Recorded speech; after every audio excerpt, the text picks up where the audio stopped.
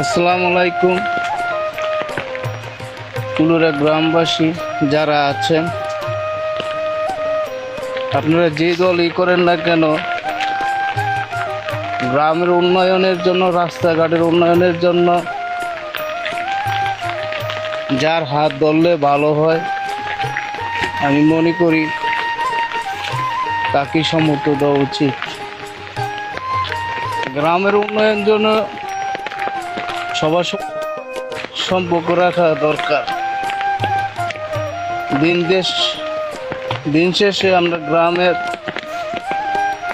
চলতে হবে, থাকতে হবে, এটাই আমাদের কামনা। আমি মনে করি যার হাতে